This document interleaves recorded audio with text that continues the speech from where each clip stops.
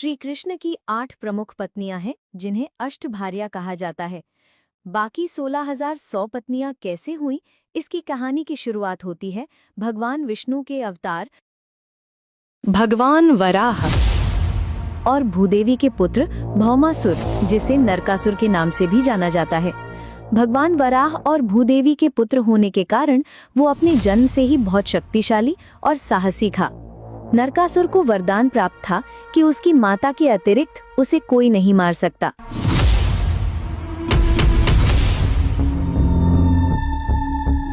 इस वरदान के कारण नरकासुर बहुत शक्तिशाली और अहंकारी हो गया था। शुरुआत में वो एक नेक और धार्मिक व्यक्ति था। बाणासुर की संगति की वजह से वो बहुत क्रूर और अहंकारी हो गया था। उसने देवलोक पर आक्रमण कर दिया और इंद्र समेत सभी देवताओं को परास्त कर दिया था। उसने देवताओं की माता अदिति के कान के कुंडल भी छीन लिए थे, जो बहुत पवित्र माने जाते थे। उसने वरुण देव का राजछत्र भी छीन लिया था। उसने पृथ्वीलोक, स्वर्गलोक, नागलोक, पाताल लोक ऐसे अनेक लोकों पर हमला करके 16,100 राजकुमारियों को बंदी बना लिया था और जबरदस्ती उन्हें अपनी कैद में रखा था।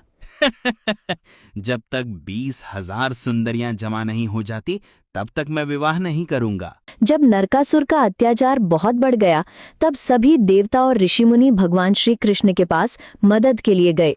श्री कृष्ण जब नरकासुर का अंत करने के लिए निकले, तब उनकी दूसरी पत्नी सत्यभामा भी श्री कृष्ण के साथ चली गई।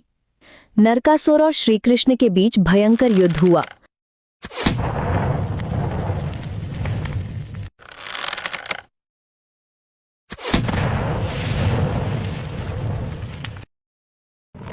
युद्ध के दौरान नरकासुर ने एक शक्तिशाली हथियार से श्री कृष्ण पर हमला किया, जिससे वे क्षण भर के लिए बेहोश हो गए।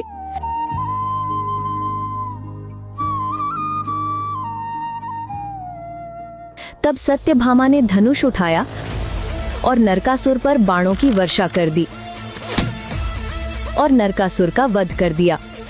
सत्यभामा भूदेवी का ही एक अवतार है।